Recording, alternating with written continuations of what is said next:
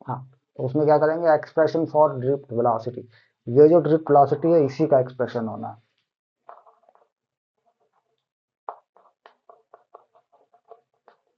Expression for drift velocity. तो इसके लिए भी क्या करते हैं कि कंडक्टर बना लेते हैं और उसमें देखते हैं कि इलेक्ट्रिक फील्ड अप्लाइड करते हैं, इलेक्ट्रिक फील्ड अप्लाइड करते हैं तो कंडक्टर कुछ ऐसा ही बना लेते हैं। और इलेक्ट्रिक फील्ड की डायरेक्शन को कैसे अप्लाइड किया जाएगा, तो उसका उल्टा चलता है इलेक्ट्रॉन बेसिकली। देखिए जैसे मान लो इधर से मैं बैटरी का पॉजिटिव टर्मिनल लूँ और इधर बैटरी का नेगेटिव टर्मिनल लूँ मैं, तो इलेक्ट्रिक फील्ड की डायरेक्शन ये होगी ऐसे, और इलेक्ट्रॉन पर कैसा चार्ज होता है, नेगेटिव। इलेक्ट्रॉन यहाँ से निकलेगा इस तरफ, तो इधर को चलेगा रैंडम होते हुए, ये इलेक्ट्रॉन की मोशन होगी। क्लियर। तो इसमें क्या होता है कि इलेक्ट्रॉन इलेक्ट्रिक फील्ड लगने से अपने रैंडम मोशन से थोड़ा सा आगे की तरफ सरक जाया करता है ऐसे। तो थोड़ी सी जो ये होती है, ये जगह होती है, थोड़ा शिफ्ट होता है, थोड़ा सा डिस्प्लेसमेंट होता है, इसे कहते हैं थोड़े से डिस्प्लेसमेंट को ड्रिफ्ट। ये ड्रिफ्ट हो जाती है ये वाली चीज। ठीक। तो यहाँ पर क्या होता है कि फोर्स ऑन इलेक्ट्रॉन, हम देख लेते हैं कि force on electron, force on electron. तो फॉर्मूला क्या रहता है, F equal to Q E, ये फॉर्मूला होता है, याद कर लेंगे थोड़ा सा। एफ इलेक्ट्रॉन का चार्ज माइनस में होता है, इलेक्ट्रिक फील्ड अप्लाइड होता है, ऐसे होता है। इसे निकाल लेते हैं F equals to M A का यूज करके एक्सेलरेशन। तो एक्सेलरेशन कितना मिला, एक्सेलरेशन ऑफ इलेक्ट्रॉन, तो वो भी वेक्टर होता है, ए लिखते हैं उसको भी, एफ अपॉन एम यहाँ। ओके। तो वेयर मेंशन करके बताते हैं, M E is the mass of electron. Electron पे लगा है तो इलेक्ट्रॉन का मास हुआ। एंड ये वाला ई, ये वाला नहीं, ये मेंशनिंग ई है, इसके नीचे सबस्क्रिप्ट में ई है, छोटा सा ई लगा हुआ है ये। कई बार क्या होता है कि इसी को मल्टीप्लाई का ई मान लिया जाता है। And E is the charge of electron, charge of electron. तो चार्ज वहां लगा है, यहाँ लगा है चार्ज। क्लियर। तो इससे एक्सेलरेशन मिल जाती है हमें, माइनस ई ई, और छोटा सा एम के नीचे ई लगा दिया करते हैं ऐसे, जो कि ये बताए कि इलेक्ट्रॉन का मास है। ओके। अब इसके बाद इधर का लिख लिया, ये ठीक कर लिया इधर वाला, ये हो चुका।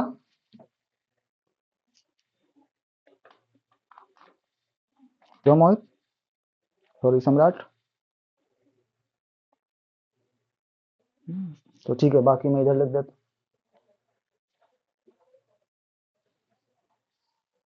तो इससे क्या होता है, वेलोसिटी डेवलप हो जाती है due to this acceleration, due to this acceleration the electron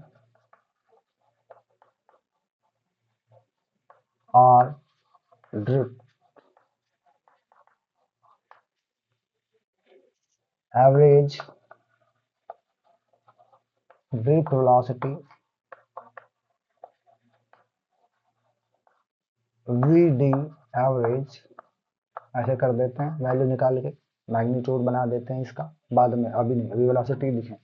minus E और electric field M E tau average, ये है relaxation time, where tau average is the relaxation time. अब ये रिलैक्सेशन टाइम होता क्या, रिलैक्सेशन टाइम घुमा लगा देते हैं, time taken by electron between two successive collision, दो लगातार टक्करों के बीच में जो समय लिया वो है, एक टक्कर यहाँ हुई है, एक टक्कर यहाँ हुई, इनके बीच में जितना समय लिया, इसी में ये इलेक्ट्रॉन यहाँ जाने के बजाय यहाँ पहुंच गया, तो ये क्या हो गई, ये हो गई ड्रिफ्ट। तो हर टक्कर में थोड़ा सरकेगा इस तरफ को, इधर हो जाती है ड्रिफ्ट ऐसे। तो पावर बैंक हाँ, ले सकते हैं। ओके,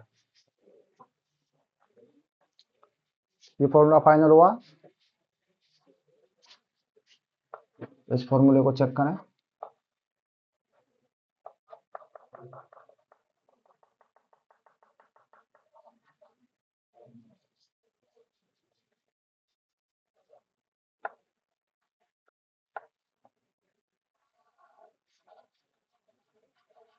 इसके बाद हम बात करेंगे ओम्स लॉ के बारे में कि इससे ओम्स लॉ कैसे जुड़ा होता है, यानी करंट ओम्स लॉ पे कैसे जाती है। ओके,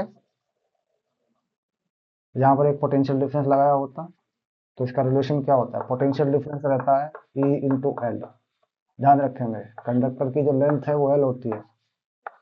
तो आप जानते हैं इलेक्ट्रिक फील्ड जो सेटअप होता है वो डिस्टेंस पे डिपेंड करता है, V equal to E L. ये कैपेसिटर में भी यूज हुआ है। अगर हम इस चीज को पोटेंशियल पे लेके जाएं तो यहाँ V बाई एल हो सकता है, potential difference upon this. And if this value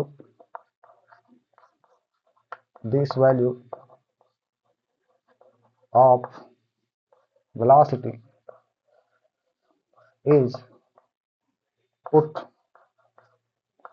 into the expression of current, अगर करंट के एक्सप्रेशन में इस वैल्यू को लिख दिया जाए तो क्या बनेगा, करंट NEAVD। तो मैग्नीट्यूड डालना है इसका, तो मैग्नीट्यूड में ये माइनस हटा देते हैं और इस इलेक्ट्रिक फील्ड का ये वेक्टर भी हटा देते हैं।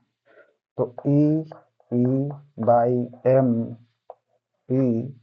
टॉ एवरेज। तो ये पूरी वैल्यू बनती है करंट की, जिसमें तुमने देखा कि E का स्क्वायर आ रहा है, यानी NE²। इलेक्ट्रॉन के चार्ज का स्क्वायर हो रहा है एरिया, और ये कैपिटल E बना, ये टॉ एवरेज बना, और नीचे बना मास ऑफ इलेक्ट्रॉन। यानी करंट में इलेक्ट्रॉन के चार्ज का स्क्वायर रहता है। जो पूरा फार्मूला है करंट का इलेक्ट्रिक फील्ड पर डिपेंड हो।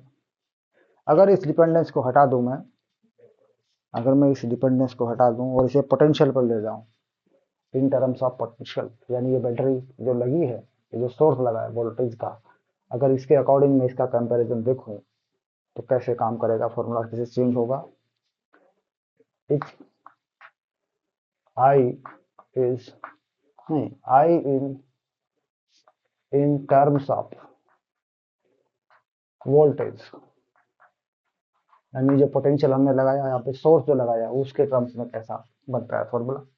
तो हम देखते हैं I NE² A, और E को मैं चेंज करूंगा, E को कर दूंगा V/L, पोटेंशियल अप्लाइड और लेंथ ऑफ दिस कंडक्टर। यहां से मैं E का वैल्यू पुट कर रहा हूँ, ध्यान रखेंगे। और नीचे मास ऑफ इलेक्ट्रॉन लगा हुआ है, इसके सामने आगे relaxation time. This is the formula in terms of potential difference. तो कंसेप्ट देख के चलेंगे।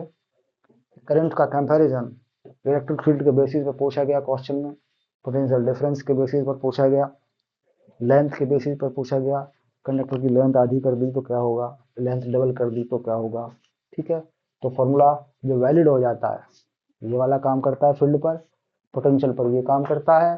सिंपली अगर करंट निकालना चाहें तो NEAVD वाला जो बेसिक फॉर्मूला है वो काम करता है। ठीक, तो यहां से हमारे पास बन जाता है ओम्स लॉ। हम ओम्स लॉ को यहीं से डिफाइन कर लेते हैं। ओम्स लॉ क्या कहते हैं, ओम्स क्या कहते हैं, ओम्स क्या कहते हैं, ओम्स ने स्टेटमेंट क्या दिया था, स्टेटमेंट क्या था इनका, इनका स्टेटमेंट था current I proportional to V applied to a conductor, but later ये मॉडिफाइड कर दिया गया, इसको मॉडिफाई किया गया। फिर कहा गया कि potential difference develop proportional to current inside conductor. ये क्यों हुआ, ये इसलिए हुआ कि करंट को फंडामेंटल क्वांटिटी माना गया। करंट एक फंडामेंटल क्वांटिटी है। जब आप डायमेंशन मेजरमेंट पढ़ते हैं 11th में, तो वहाँ करंट जो है एक फंडामेंटल क्वांटिटी के रूप में आता है। तो फिर करंट के बेसिस पे इसको डिफाइन कर दिया गया। तो V प्रोपोर्शनल टू I, तो प्रोपोर्शनलिटी में रहता है IR, वेयर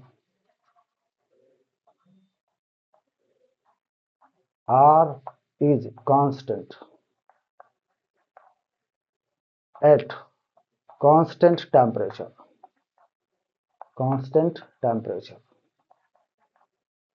तो R क्या होता है? ये होता है रेजिस्टेंस ऑफ कंडक्टर।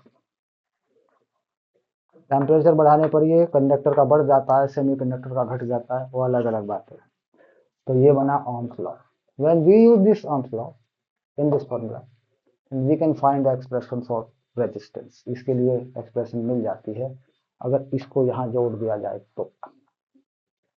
ठीक, तो निकाल देते हैं एक्सप्रेशन फॉर रेजिस्टेंस, यानी रेजिस्टेंस जो फॉर्मूला है उसको भी बना देते हैं। आज ही बना दूं, कल बनाऊं?